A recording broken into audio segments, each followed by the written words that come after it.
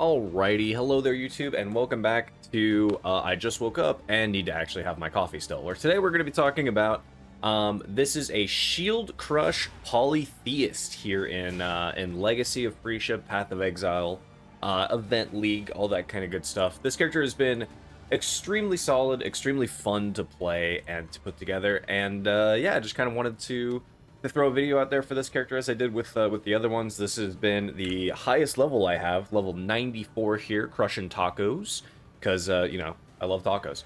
So, yeah, so we have level 94. I have seriously barely died on this character, so that's why I'm level 94. I've just been able to just completely cruise. It's been totally free as I've been going around. It's been a lot of fun, really tanky, really strong character overall. And has some surprising juice to him, honestly. Like I saw that Polytheist is one of the least played ascendancies according to PoE Ninja, and so I wanted to do something with it. And so here we are. I think I will roll right into just the showcase per usual, like I would normally do. I'm going to be killing Uber Elder, not Uber, of course, this is the actual fragment, so I'll be doing just Uber Elder, because I'm still missing a Void Stone, so this will be the 4th Void Stone. I'm sort of bad at this fight, honestly, so I don't know how well this will go, but I'm gonna give it a go. I should be tanky enough to where it should be fine anyway. Spoil and Fester. Exile, do something. I'm on it.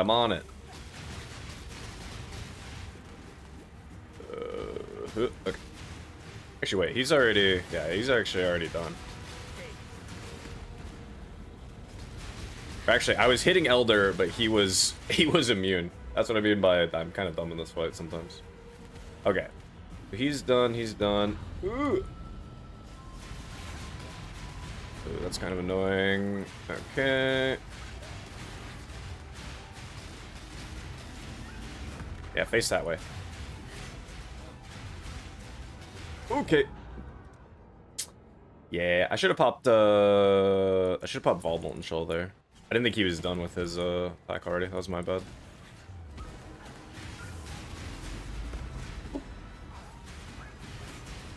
It's gonna be Shaper's turn. Oh, he's doing, yeah, does he do portal? No, not yet. Okay, Elder. Slow me. So, I can charge here. I should get rid of this guy.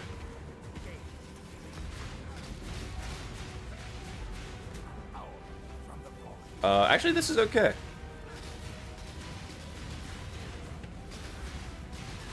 Yeah, he's gonna do that right there, but that's actually fine for where the circle was.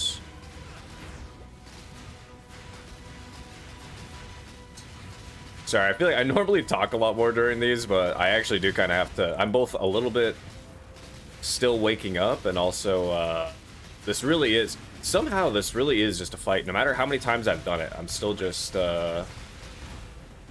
not great at it for whatever reason.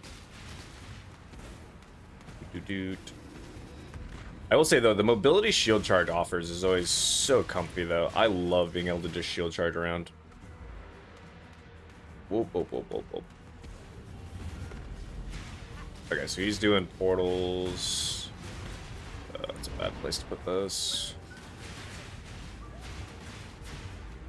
Whew.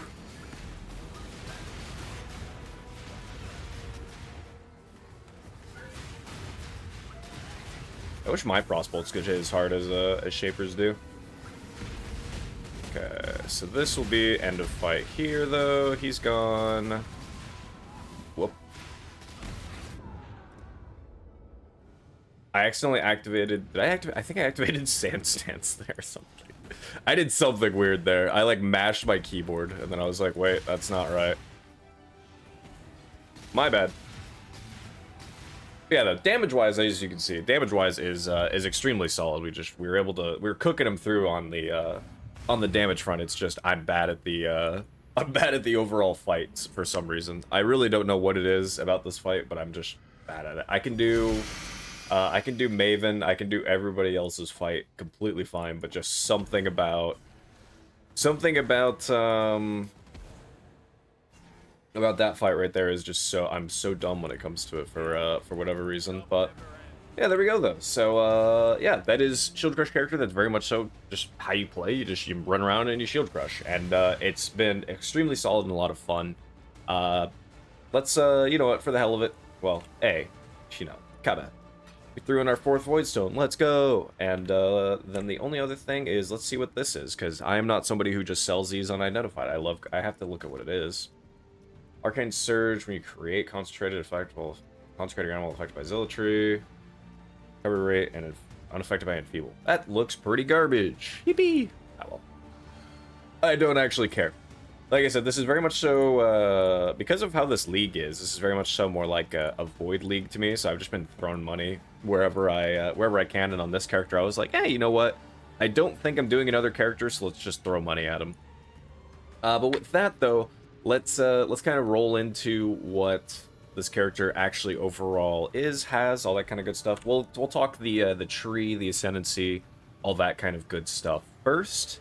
So like I said, Polytheist, so the whole thing with Polytheist is getting bonuses from all of the other minor gods that you kill throughout the campaign.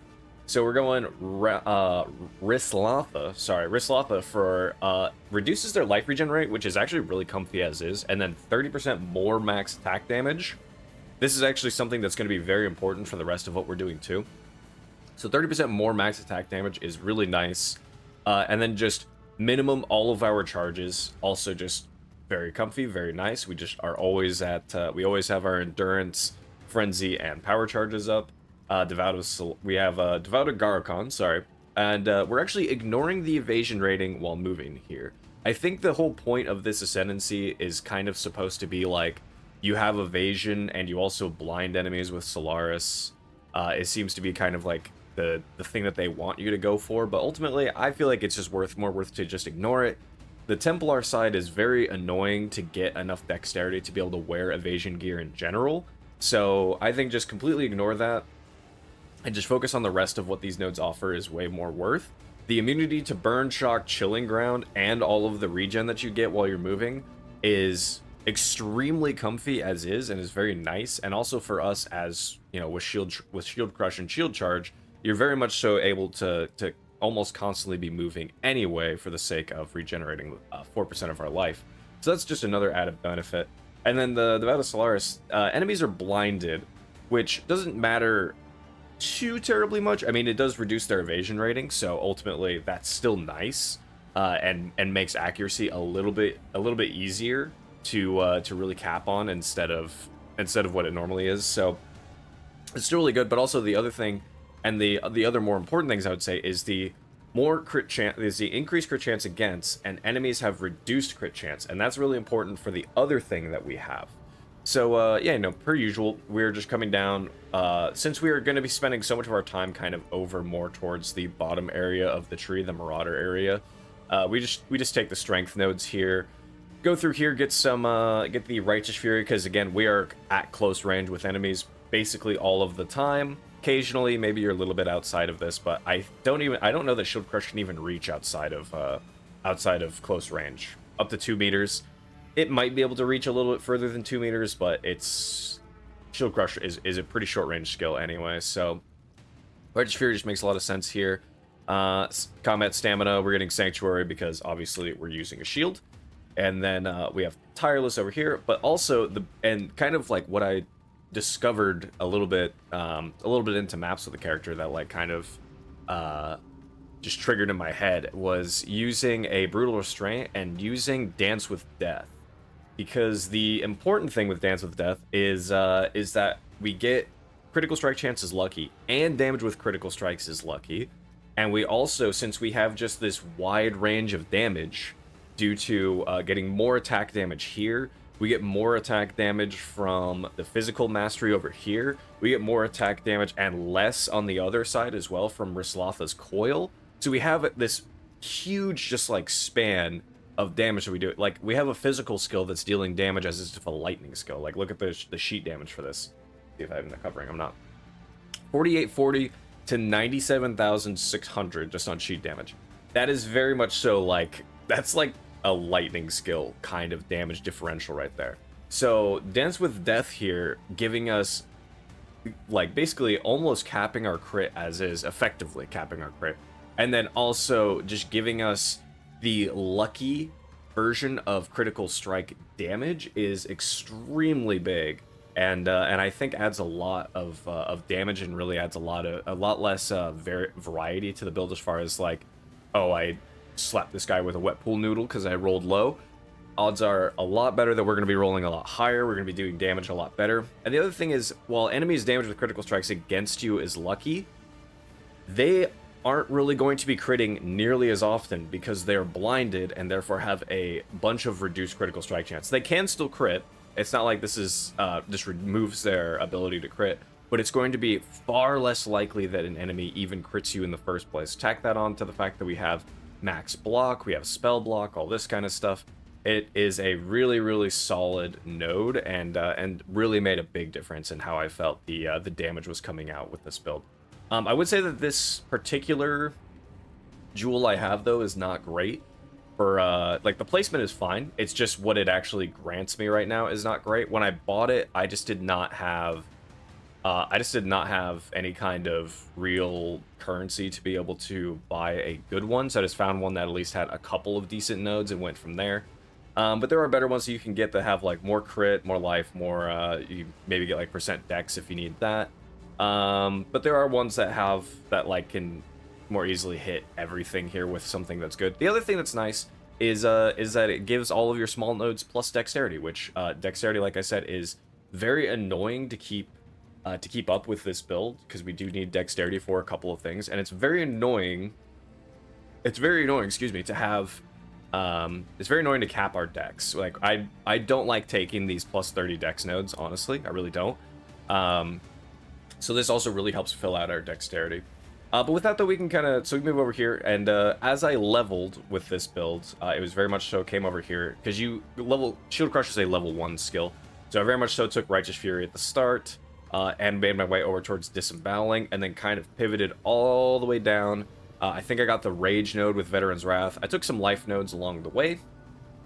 Made my way down for Bastion Breaker and Retaliation, because obviously that's the furthest that we're going. So, Retaliation, we grab some of these shield masteries here. We get some more crit multi per 10 max energy shield on our shield, which we're using in Emperor's Vigilance, obviously. So that's a very strong node to have. Impales last an additional hit with Brutal Skewering, and a chance for them to last another hit with the Impale Mastery. And then we are just anointing Merciless Skewering. You could also reasonably, if you were like, I feel really tanky, I don't necessarily want to take all of these tank nodes, or you like, maybe I want to skimp out on some damage nodes somewhere to instead like make the pathing up here to Merciless Skewering, I also wouldn't blame you there. And you would instead anoint Forceful Skewering is what I would say. Yeah, you could go that way. Like I said, so we have the Fizz Mastery for 10% more max Fizz attack damage here. And the other Fizz Mastery that we have is, since we have taken Cannibalistic Rite, that gives our attack skills a life cost as well as a mana cost, which then lets us take the 40% increased Fizz damage with skills that cost life, because now it does. So this will just really add, this adds a good bit more damage to our build. Otherwise, we're just taking generically life. We take some block. We get some more attack damage per 75 armor evasion. We get block over here with the... we take the block mastery here, get the spell block. Get ourselves the spell block here so that we're capped on both block and spell block. As you can see over here. 75% chance to block attack. And 78, sorry, for attack. And 75 for that. You could also reasonably, I guess, make your way over towards Deflection. You could go towards Deflection and take the Block Mastery there, but it's 3 nodes further, and ultimately I don't think is that big of a deal, so I just took As the Mountain is here. Fortification, of course, because more tanky. The most expensive thing that I have on this character, probably, the most expensive thing that I did have to buy was this Cluster Jewel. Feed the Fury, Feel the Fight, Martial Prowess. Very standard, also attack damage while you're holding a shield. Very standard jewel for attack builds. We get attack damage leached as life. We get attack damage leached as mana.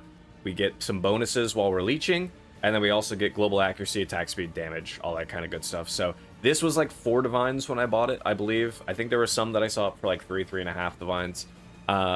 But just kind of, I would say when you're leveling, when you're initially making this character, get your hands on one of these kinds of jewels and just try to craft it yourself if possible, or at least just get 2 of them, right? So if you're able to get, the Fuel the Fight, if you're able to get like Fuel the Fight Martial Prowess, then that's at least a decent jewel for a while. I actually used just a Fuel the Fight Martial Prowess jewel for a good long while, and I just have still, as you see here, Fizz Damage Leeches Life here. So I still have other avenues to leech. So I didn't need to worry about having Feed the Fury for a while. It's still a very good bonus, but you don't need to necessarily run with that. And then the jewels that we have in here, we have just, generic damage, area jewels, attack speed, all that kind of good stuff. Keep in mind that the crit multi with one-handed melee weapons does not apply to shields, so these actually don't. That actually doesn't do anything with one-handed weapons. Unfortunately, it does not do anything for us. So this is literally just a Fizz damage global crit multi jewel, and this is literally just area damage, attack speed, and impale. So overall, could easily get better jewels, but they're expensive, and also I'm too lazy to roll over those some more. Also the most important jewel that we get for this build as well, Seething Fury. Attack damage while holding a shield, and then crit chance, crit multi per 10 ES on our shield. And that is but yeah, that's basically our that's our tree per usual.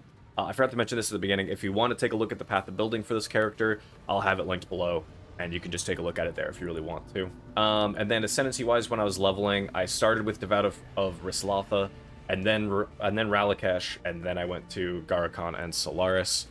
You could probably do this in just about any order you really want to do. That's just the order that I went. None of these are really like hedge on the other. It's just a matter of what feels best to you. I just liked having more damage and the quality of life from having our charges up all the time.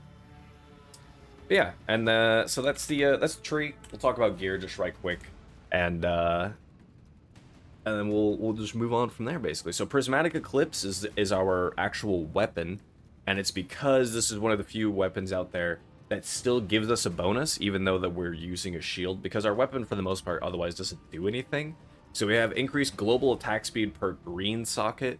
You could reasonably do the global fizz damage. I think that still gives us damage, but I think just the attack speed is just so much better. If you need mana leech early when you first grab this weapon, I think this is a level 51 weapon. If you need the mana leech early, then you could certainly use a blue socket for a little while. But I would pretty much just say just go triple green. It will be really really solid. And so yeah. You might see that I have a helmet here. I can't use this item. The only reason I have the helmet on is to give me the little is to use the effect so that I don't have to see the Templar's bald head all the time. So yeah, so we have just the helmet here that we are just completely ignoring. So you can just throw some once you take Dance with Death, which I would say don't take it until a good bit later, like once you're into maps and once you're into late game, then you can take it. But once you're in there, you can definitely still throw gems in here still. You can still level gems in these, even though you can't wield it. So just throw some gems in there, level those on the side. Bada bing, bada boom. Shield-wise, Emperor's Vigilance. This is actually a very, it's cheap and it's really strong for what this shield offers us. This is definitely the best weapon that we can use. I can't think of if you can even craft a better one. So this is certainly the best weapon that we could use for this skill. I mean, it's a very cheap weapon because of the fact that it's kind of niche. You very much so have to be doing a shield skill in general, otherwise it's not all that good otherwise. So get yourself one that has pretty much a perfect base if you can. This one is very nearly perfect, and I think it was like 25 chaos to buy. So get yourself one that has a decent spell block roll and also is a good base, but realistically it should be very cheap to buy one just in general. And this is also a level like 46 unique. So as soon as you hit level 46 while you're leveling, you can slap this on and you have your endgame weapon equipped. Congratulations. And you'll do just an absolute truckload of damage as you're going through campaign, and it will feel really nice. Yeah. So that's our shield that we're using. Boot wise, again, a lot of the rest of the gear is kind of going to be standard stuff. I could talk about Rislathas instead. Rislathas, same thing of like, We get our more Fizz attack damage here. We get our less, we have our wider split. We have some just overall great bonuses from the Slothus here, and then we quality it with attack modifiers so that we get the further split of the more max Fizz attack damage. This is only a 35% base roll. It would be nicer if this was a better roll than 35%, but it is what it is. They were expensive, and I didn't have the money at the time. But yeah, and then, so boot-wise, though, again, usual things, move speed, life resistances, stats, whatever you have to cover them. And we get to be kind of cheap with all of our items as well, realistically, in the sense of just being Steering Exarch Eater of Worlds bases. So we just do that the whole way. Try to get yourself some good armor bases as well. But with the endurance charges and everything, we should basically always be at 90% Fizz damage reduction. As you can see here, we are. Leviathan grips, or Leviathan gauntlets, sorry. I had to craft these with just some dexterity, so these aren't the greatest. But they fill resistances like they need to. I wish they had more life, but realistically, who cares that much? I don't care that much. But they fill resistances. They have dexterity, which is something that again, like I said, you probably are really going to end up needing for some of, you know, like for precision, or for Blood Rage, for Impale itself even. You might end up needing some, actually for this weapon itself as well. This weapon is like 100 something dexterity to wield, I think. So yeah, so we need a good bit of dexterity, so I needed to craft that on here, also on this, on our amulet. But otherwise then, you know, just attack speed. The Fizz damage leech's life can be replaced. Oh, I can't remember what, like, a good one is. I think there's literally just, I don't think there's too many more options on the Eater of Worlds side that pertain to us. So you could just do, I believe there's one for increased armor from equipped, like, gloves and boots. That might be on the boot side, though. It might not be on the glove side. I can't recall. So if you get that one, though, that's probably a little bit better. But otherwise, 0.2 more Fizz damage attack leech's life is ultimately still fine. It's kind of a nothing burger on that side. Ring-wise, like I said, we want accuracy. So try to get yourself a ring. Either buy a ring like this that has fractured accuracy and craft it yourself from there. Or just buy one in general that has just, like, good stats overall and accuracy on top of that. I did buy this one. I think it was, like, 60C or something, so a little bit on the expensive side. This one I also bought, I think was maybe a divine. So it just kind of depends on what you want to do. This amulet here, this was like 80C, I think. This is a very good amulet. I really wish that it had global crit multi on it. Obviously, that would make it completely perfect, but it is still very, very good otherwise. So I am not going to complain, nor am I going to change this thing. This thing is very, very strong for what it is.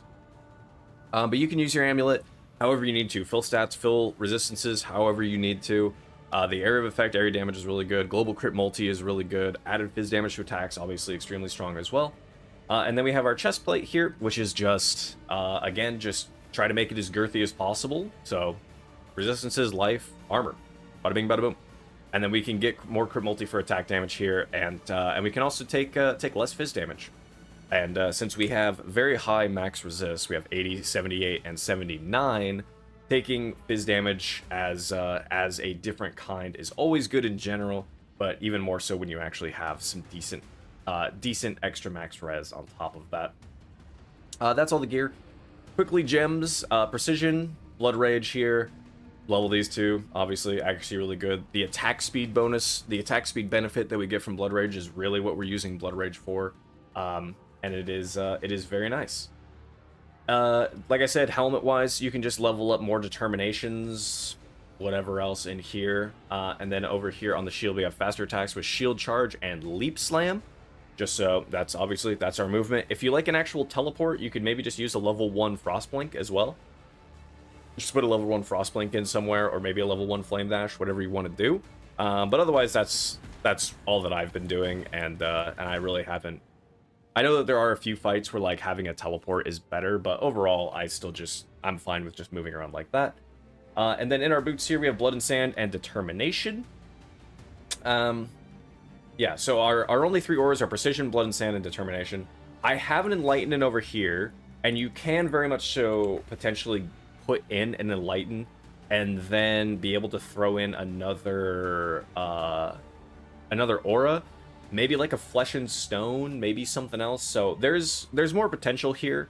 but I just have not finished leveling that Enlightened. I would like to get that to level 3 before I really use it and try to consider from there. So you can maybe throw in like a Flesh and Stone as well here, maybe like a Skitterbots or something, just so we chill, just so those guys go out and chill and shock enemies as well, which wouldn't be a bad deal. Yeah, I think that would be fine, but otherwise you can just keep it simple as well. Blood and Sand, Determination, both very good, both very good to just have. Over here we have a Molten Shell, cast when damage taken, more duration setup, and vulnerability as well attached to this, just to make the vulnerability curse last a little bit longer. And vulnerability itself, just obviously very nice to have. Just extra button, you tap it, you're good. And I would say as well, if you really wanted to, you could also use a... Was it it's literally just automation, isn't it? Yeah, you could also just use automation if you wanted to for Molten Shell. But I actually kind of like having it on cast when damage taken, because it means at least you're taking, at least it activates when you're taking damage. With the automation version, it's just going to go off kind of randomly, and sometimes it'll save you and help you, and other times you'll be like, well, that was not a good timing for Molten Shell to pop up. So that's up to you. I do actually like automation as well. So shrug, do whatever you want, honestly. And then of course, the actual main links itself, we have Shield Crush. Try to get yourself a level 2120 version if you can. They're very cheap though. I think I bought this literally for 10C. So very cheap. You can get a 2123 as well if you really want to. Those are probably more expensive, but that would still be even more of a benefit. Impale support here, of course. Volatility support. This gives us even more max attack damage and less on the minimum side. So we are very much so still rolling into that side. Awaken Brutality, we got ourselves a Multi-Strike and Awaken Melee Fizz damage support. I would say if you don't like how Multi-Strike feels with this skill, you could very much so do a Pulverize. I think just doing a Pulverize in general would be totally fine to do as well. That's not a bad support gem to swap in as well. I kind of got used to Multi-Strike and don't mind it anymore. Whoops. So that's ultimately what I'm doing on that front still, is just some nice multi-strike action. And I think with that, that's all I really have for this character. So final thoughts. Character overall, very strong, very fun. If you're somebody who said, you know what, I really don't want to do the Dance with Death thing, as cool as that seems, maybe I just don't want to do it. Then what you could do is just, I would still say you could still use a Brutal Restraint. I still think it's a very good jewel to use just for the more dex. But instead, you could just not take Dance with Death and just throw on like an Abyssus. I actually think that we have such high Fizz damage reduction and other forms of tankiness that Abyssus would be incredibly strong with this build and still very good. So that's probably what I would recommend instead, is just take an Abyssus if you don't want to go Dance with Death. If you were to level up further than where I have at level 94, if you really want to juice some more damage, you could actually swap out one of these jewels for a medium critical strike damage jewel instead. That would go even further. Quick Getaway, something like that. Quick Getaway and... oh, I can't remember the other big one, but Quick Getaway at the very least would be very nice on a crit jewel. You could also just take, if you're just wanting some more tank, you're just wanting to feel a little bit more quality of lifey. Corrupted Blood can't be inflicted on you. Get a jewel as well that has Corrupted Blood can't be inflicted on you, but if not, you could take it here in the Protection Mastery. Can't be impaled or like hindered or maimed. Almost anything on this Protection Mastery is actually very comfy to have, is a very nice quality of life. If you're somebody that does a lot of, say, Expedition, you could take the Attack Mastery here for monsters can't block your attacks. There are a lot of monsters that will block them in Expedition. Otherwise, it's a rare mod, and so you won't see it too often outside of that. But if you're somebody that does do that, and you get annoyed by that, you can absolutely just take monsters cannot block your attacks there. There's, just grab yourself 30 max life there if you really want to. You could take some more strength here. The more strength we have, the more fizz damage we're going to deal. So, still tons of avenues to really go, tons of options to really play with and go from there. Like I said, if I was going to lean damage, though, I would probably just do it via a medium cluster jewel instead, and just do some of that action there. But this is probably about as far as I'm going to take this character, so... hope you guys enjoyed. Hope that this was helpful and just kind of a good... hopefully it was at least a decent showcase. Not of my own skill, but just a decent showcase, at least damage-wise, of how the Polytheist is holding up. And I think it's been he's been a very successful, very good ascendancy, and really just kind of fun to check out for a little while. I've had a ton of fun with the Legacy of Phrecia event in general, but I'm probably not going to push too much more in the event, I guess, unless something really catches my eye. But yeah, that's probably about as far as I'm going to do with Legacy of Phrecia. So there won't be anything else coming out from me in this event, unless, I guess, again, unless something, you know, something would have to blow me away that I happen to run into for me to make something else about it. But otherwise, upcoming we have Last Epoch and Path of Exile 2. We get both of those kind of back to back. It's a little bit of a bummer. I wanted to play Last Epoch more, but that's fine regardless. I'm still excited to play more Path of Exile 2, and I'm sure I will still be able to have plenty of time to go back and play Last Epoch more than just the initial 2 days once I've kind of had my fill. But I am super excited for Path of Exile 2 anyway. Huntress has been the one thing I've been super looking forward to. I want to do some javelin stuff, I want to do some spear stuff, so I'll certainly be putting out a video about that character. Last Epoch, if something really strikes me in that game, I'll absolutely post something about that. But otherwise, yeah, you'll hear from me when you hear from me, basically. And yeah, I hope you've all been having a lot of fun. Hope you learned something here. Hope it was a good time. Just listen to me yap at the very least. But yeah, take care, stay sane out there, Exiles, and I'll see you next time.